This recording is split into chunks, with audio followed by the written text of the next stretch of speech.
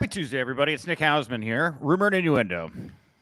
And I'm Robert Karpeles of WWE Creative-ish and also Rumor Innuendo. And hell of a day to have a news-related television show, broadcast, podcast, whatever this is theoretically No kidding. All right. Well, comment section is open, everybody. We got some stuff to talk about here today, and let's just get right on into it. This morning, the announcement was made that WWE is headed to Netflix, $500 million a year for 10 years with the option on Netflix's end to opt out after 5 years or extend for another 10 years. Robert, your thoughts?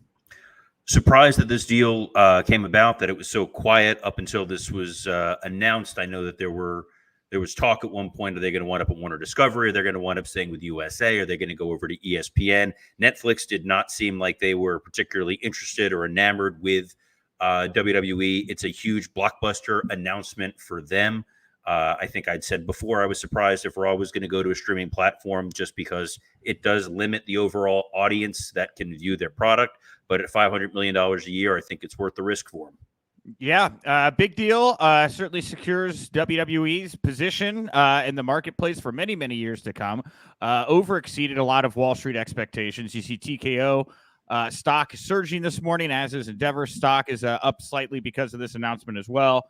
Also of note here, the deal doesn't start until January 2025. So, of course, NBC Universal, their current deal to stay on USA Network expires in October 2024. So there's a brief period in there right now where we don't really know where Raw is going to exist, and it doesn't really sound like they know where it's going to exist either. No, but they still have the relationship with NBC Universal. SmackDown is going to be on USA, so it behooves USA to keep the good graces of WWE, keep the product aware. So there may be some sort of a bridge deal between October and January for Raw to continue to air.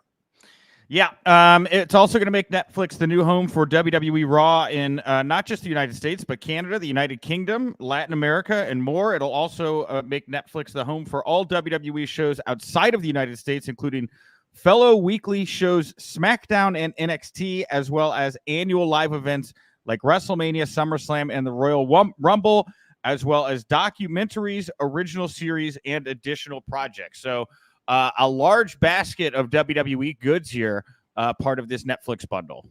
Part of the complicated situation with WWE are their international rights, whether it's the deals for Raw, SmackDown, their syndicated programming, where they're available in some markets. They're only available, I believe, on subscription or streaming services. So this is probably going to give them a broader audience across the globe, even as it does theoretically shrink a little bit the audience of who's going to be able to watch it domestically.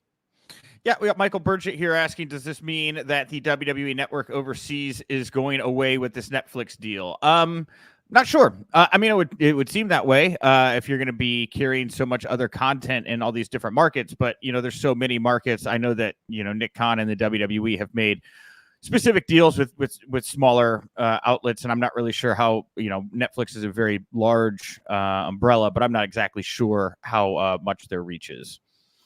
The interesting thing about this is going to be how this is going to change the look and feel of Raw going forward. They no longer are beholden to a strict 3-hour time frame. You can have overruns, you can end shorter. I don't think any of the deals thus far have said what the advertising split is going to be. Currently, WWE, with their USA Network deal, as I had previously with Spike, is they owned a pretty good chunk of their advertising inventory. This is sort of the first foray for Netflix into a live weekly streaming show. They had done the Chris Rock special before, but this is them really dipping their toe in, and I'm really interested to see what the ad breakdown is going to look like. Yeah, we also have Christopher Zanto here. I just hate paying for Raw. It's a horrible show for free. That's an opinion in the second part, but I do see a lot of people. I think it's the Netflix package is like $22 now that may encompass Raw here. I don't know. I haven't looked at how much I'm actually paying for Netflix in quite some time. I just give them my card. But I know some people are upset with the hurdle now of having to pay to watch WWE content. It's a hurdle that people are feeling across the board. As a Dolphins fan, I had to watch Peacock in order to watch their playoff game, which I know upset a lot of people. And the coverage for Peacock is nowhere near what it is for Netflix. We're looking at 2025. When you buy a television set now, there's usually a Netflix button on your remote. It's kind of baked in. I think if anything, this is the sky is falling for cable more than it is. I don't know what the landscape's going to look like with Netflix and the WWE. Yeah, Cadillac Carson here saying, I would love it if it went back to 2 hours, but it likely won't happen. I have no idea if the move to a streaming service will give them any reason to shorten the show. I mean, it's not like they're paying for advertisers to air during the show, I guess, unless are they? I mean, that's the thing we don't know. We don't know what the commercial breakdown is going to look like. The impetus for doing 3 hours is you can sell 3 hours of ads. If Netflix wants it 2 hours and it makes sense for WWE, then so be it. You're also going to see on Netflix, you can say and show things you can't show on cable or network television. And if you don't have advertisers that you need to worry about, you could have potentially a slightly edgier, more adult WWE presentation if they so desire. Yep, and we got Ken Hanley here saying Netflix has a ton of partnerships too. Some phone contracts come with free subscriptions. Free trials are offered with almost any major retail purchase, and the shows are going to be easier to find on the fly. Yeah, I'm a big fan of this. I've been looking forward to WWE moving one of its major shows over to a streaming platform for a while, just because it's how most people take in their content now. And also just with WWE in general, like I mentioned, I don't know, recently on the show, when they launched the WWE Network, they were ahead of the curve. I believe only Major League Baseball had really kind of gotten into the OTT streaming service space at that time. Similarly here, we're looking at other sports leagues like the NFL, the NBA that have started to stream live on services. But in the entertainment space, WWE, again, the first through the door. And this is what they like to do. They like to show people that they're ahead of the curve. And with Triple H in charge right now, I'm not surprised that he wanted to do and Nick Khan to kind of do something similar to show that they are very much of that ilk. Wrestling is always the stalking horse. You go all the way back to the formation of television, and the Dumont Network was sort of built in part because it aired live wrestling. The syndication model was bolstered almost entirely by the wrestling bicycle system that they had, the drive to cable, whether it was NWA or Crockett on TBS or WWF, WWE on USA. They like to push forward and be cutting edge. And the nice thing is Netflix, very safe bet for them. It's not like they're taking a chance on a new platform. This isn't like their endeavors we've seen with Tout. WWE Network was an uphill battle. It was a boulder that was being pushed up a hill for many, many years. I was part of the WWE 24/7 team when we were developing that, with the idea of someday it becoming a network. This is a huge win for Netflix, because if this is successful, and there's no reason to think it won't be, they're going to be able to go after a lot more live sports going forward. It's gonna be weird. I don't know what the Peacock deal is, or when exactly that expires. I don't. It doesn't come up the same time as the TV rights. So I'd be interested to see are Peacock and Hulu going to retain next day TV rights for WWE Raw? That seems really would seem very weird to watch it live on Netflix and then have to go somewhere else to find the replay of it. That is going to be tough. I think they like the fact that all of their libraries eventually wind up under one umbrella. There's going to be a lot more questions than answers, but based on the enthusiasm, based on the stock price, everything we're seeing right now, it's high fives all around. Yes. Well, and on the note of WWE business, TKO Group Holdings added 2 new members to their board of directors. Of course, everybody's very excited about Brad Keywell joining the board. But more importantly, Dwayne "The Rock" Johnson has officially joined the TKO Group Holdings board of directors. He was at Wall Street this morning. He rang the bell to kick off the day at the New York Stock Exchange. I'm unsurprised by this. Interestingly, I feel somewhat vindicated, because as soon as I heard this news, when it dropped, I guess early last year, my first thought was The Rock had a big hand in putting this together. There was a lot of motivation, I feel like, for Dwayne Johnson to see WWE brought under the Endeavor umbrella. I think for his own legacy and stability and the way he's presented, I think it was a good fit. But you also look at how he took care of Vince McMahon in the XFL. And now that's his own little whatever he's doing with it. I just think there was a lot of incentive here for Dwayne to have these two parties married together. Of course, Vince was right by his side at the New York Stock Exchange this morning, helping him to ring in that bell, sans the mustache. Very creepy still. But yeah, this doesn't surprise me at all to see Dwayne sitting at the board, because from the get-go, I have always thought that Dwayne had a large investment in this and a want for this all to come together. I was surprised that it did take this long as well. I had sort of guessed on this even back when Vince first stepped down, that you were going to see The Rock be a constant for them. He is arguably the largest movie star in the world. It changes the dynamic of WrestleMania going forward, because before we thought we only get one bite at the apple. We got to fit The Rock into the movie schedule that he has, because he has so many different projects going on. Now that he's on the board, he has a significant financial stake in the future success of the company. There is definitely the possibility that Rock and Roman could happen as a one-off event. Doesn't necessarily have to happen at WrestleMania, and then Rock goes away. He is in it for the long haul, for the financial success of the WWE. I think it takes a little bit of the pressure off of Hunter in terms of how they're going to book Mania. Yeah, and it adds another wrinkle to him and Roman Reigns, right? With Roman at the head of the table, and now Dwayne literally sitting at the board of directors table. It gives me kind of EVP vibes over from like the Bucks and Cody, how they can now not just wrestle, but they can also kind of tout their backstage influence as part of their presentation.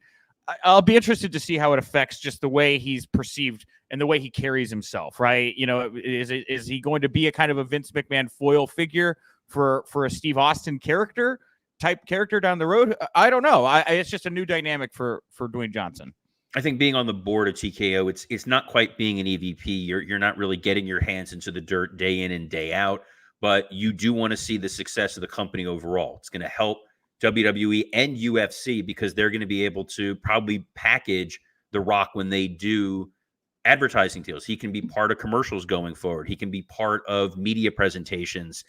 It's a smart move for Rock, especially as the returns of some of his box office numbers of late have been a little soft. This really has fortified him as a major business presence. Him and Ari Emanuel were also on CNBC this morning, side by side, being interviewed. It's a great look for him. It's a great look for WWE and their future stability. Yeah, no, 100%. I mean, it's a big win all around here. And I'll throw back to Ken Hanley here. He says The Rock has a developmental deal with Netflix. No, would make sense if he increased his involvement with the product as he gets older and doesn't have to deal with negative metrics. And then Black Adam in parentheses there at the bottom.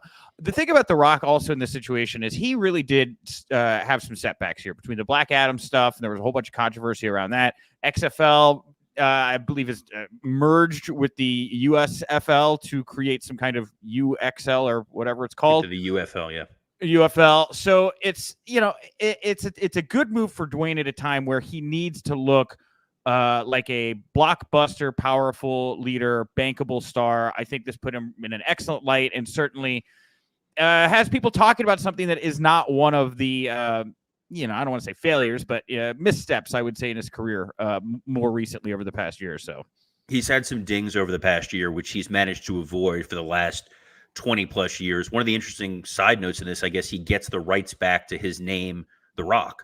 Yeah. Which was always a thorn in his side, that Vince controlled the name The Rock, and he had to kind of rebrand himself as Dwayne Johnson. So the marketing opportunities for that, for him personally, makes this a really smart decision.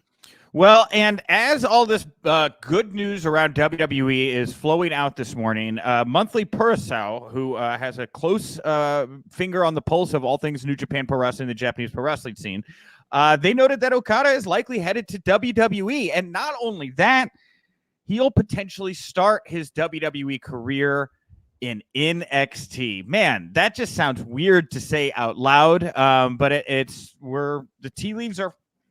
That's what they're saying right now. I've reached out to some people in WWE to get their thoughts on it. Haven't heard back yet from them. I'm sure I will this afternoon. I know Dijak jumped into the conversation on Twitter this morning saying he doesn't care about Okada unless he shows up in NXT and he has the title. That could very well be in the future. But yeah, more good news. And I believe some eagle-eyed viewers on Raw spotted his translator over CM Punk's shoulder in like the background shot of like he was just talking to somebody next to a production case. But yeah, it was like if very eagle-eyed people noticed that Okada's translator appeared to be in the building last night at Raw. So lot of smoke around the fire that is Okada to WWE. Certainly feels like the timing on this would align. We talked about it, how to roll out Okada if he were to go to WWE. I had suggested a press conference with Triple H. I think a press conference with Triple H and The Rock side by side with Okada, putting over that this is a major blockbuster signing, that is instantly a made man. And I don't know when NXT transitions over to CW, but October. maybe in October. So maybe that is the impetus to make him the face of the CW. I think it's a style thing. I think that he's so ingrained in the New Japan style, and it's just different. One of the things that I've heard about talents that are leaving Japan and debating between WWE and AEW is, do they want to learn the WWE style, right? Do they want to be more story? Do they want to learn how to tell stories in the ring? I hate to say better stories because I'm going to piss a lot of AEW fans off that way. But, there's a system over in WWE where they bring you in, they acclimate you, they show you how they do things, and they get into they work closely with their producers to really kind of put together matches to tell a specific kind of story.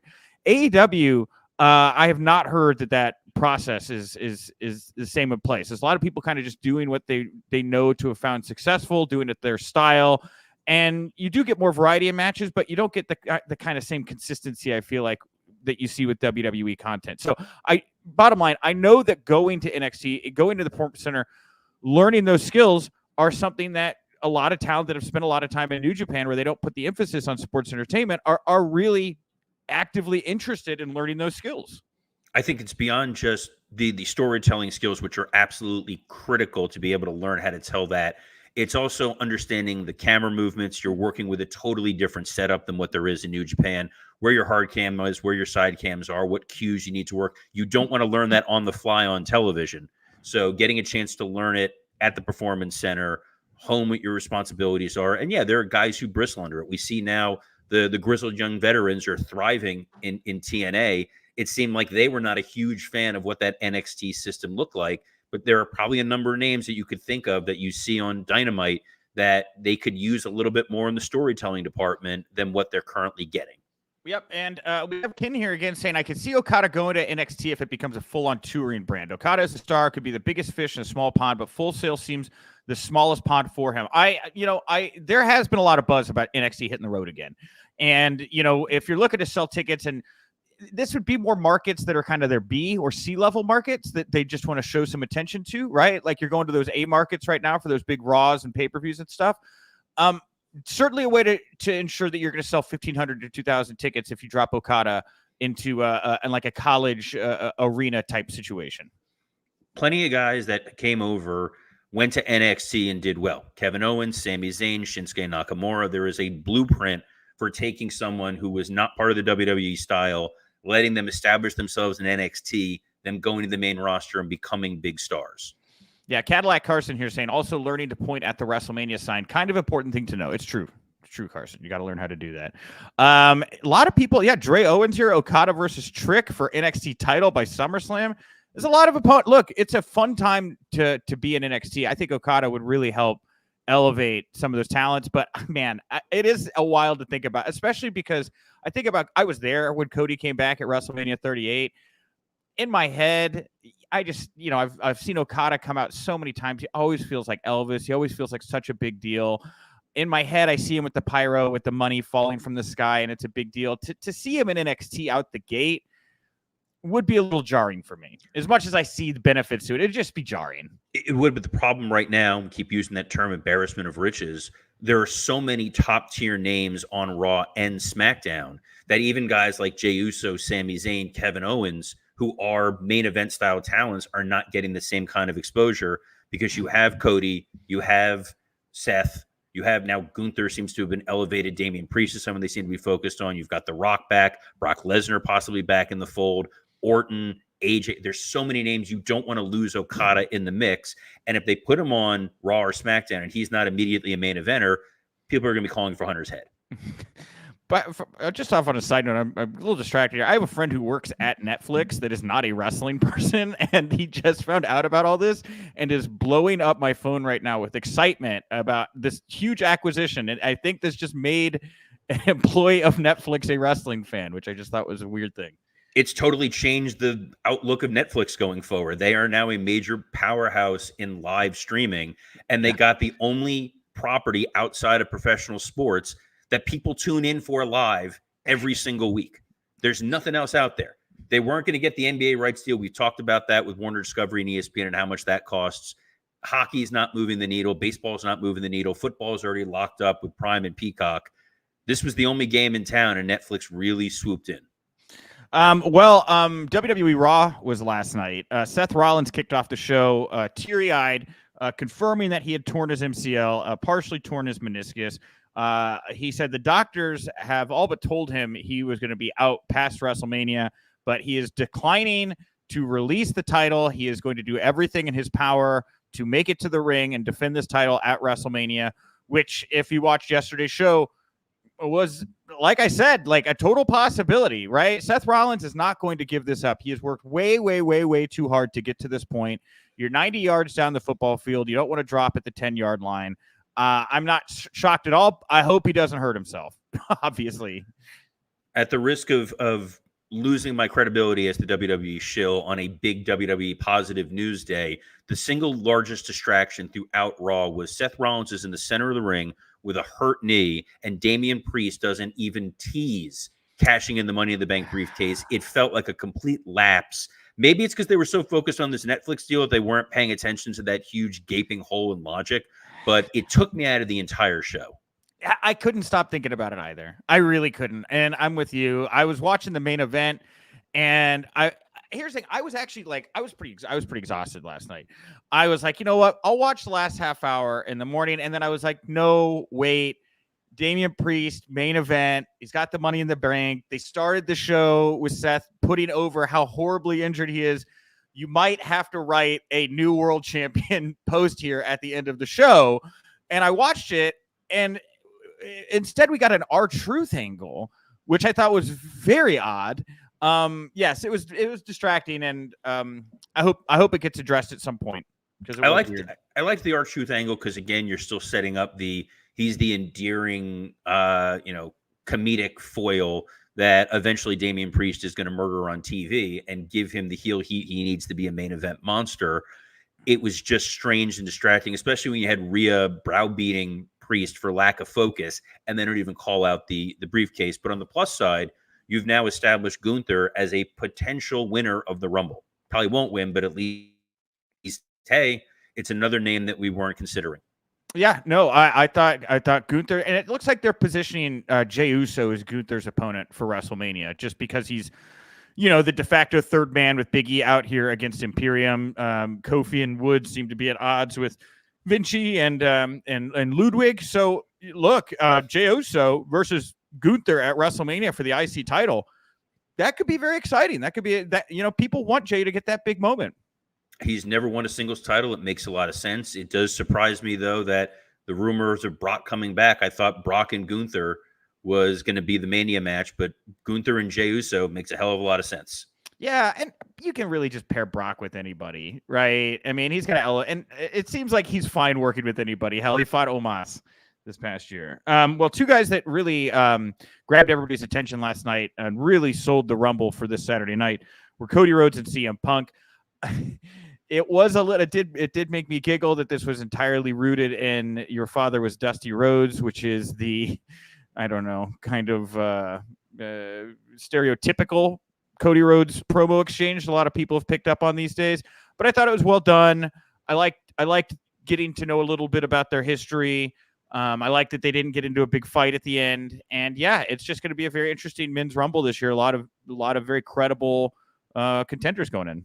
It's another story that's rooted in reality, but unlike what we've seen, again, I don't want to pile on, but again, what we've seen in AEW, when they try to do these work shoot stories, it turns into, well, you couldn't draw and you're not interesting. Yeah. And this just felt like they were elevating each other. And it was Punk saying, I'm the new American Dream, and Cody saying, I'm the new CM Punk. You can read into it what you want. It was interesting. It gave them a motivation going into Rumble. I'm excited to see when they do actually interact with each other, but it gives you something down the road without tearing each other down business-wise, where maybe I don't care about either guy, and we've seen that kind of run rampant on the other channel. Do you put these guys in 1 and 2 in the Rumble? I wouldn't put Punk in there for the whole 60 minutes or whatever it is. We don't know how long he's going to be able to hold up, but I think it's a tease that you have at some point. You've teased an interaction with Punk and Drew. You've teased an interaction with Punk and Cody. You've teased Cody and Nakamura. I think Gunther is a guy who's primed to potentially eliminate Cody since Cody eliminated him last year. One of the stories going into this is, who's going to eliminate Cody? How's he going to go out? And then it's how long is Punk going to be able to endure, and who are your final two? I just got sent a message from Camille posted on Twitter. This could be breaking news or it could be nothing, but it was sent to me by Innes, my writer. VPNs multiple trying to. Okay, all right. I have no idea what's going on here. I'm sorry, I got distracted, everybody. All right, Kevin Patrick, according to Aaron Varble, is out as the WWE SmackDown commentator. This has been confirmed by the Wrestling Observer and PW Insider, and. Okay. And the reason for his exit is, quote unquote, it just isn't working out. I didn't dislike Kevin Patrick's work. He just never stood out to me, but that's kind of what a good broadcaster in pro wrestling does, is like, if you don't really notice them, they're probably doing a pretty decent job. It's when the broadcasters get distracting is when I start to raise eyebrows. He faded into the background. He seemed to tell the story as well. The chemistry with him and Corey Graves that they built up over their podcast seemed to come through. They liked each other. It's a surprising move, especially because I was surprised they put him in there in the first place, given that he does have an accent, and you kind of like that news anchor feeling of they could be anywhere. My personal hope is maybe this opens the door for Byron Saxton to come back in, since I really enjoyed the work that he was doing. But I guess we will see this week. They didn't feel like having him handle the Rumble or handle WrestleMania, so now's the time to put somebody else in there. They have not had luck in finding somebody to take that lead commentator position. No, and Michael Cole, man, as years go on, he's just getting better, and people are really starting to get nostalgic for him. When Cole leaves, it's going to leave a huge hole at this point. He went from being somebody that fans really just didn't like for whatever reason to, I feel like, almost canonized these days. I don't know if it's just because his work is good or everybody feels bad for all the stuff that they've heard Vince put him through, but very beloved, very, very beloved.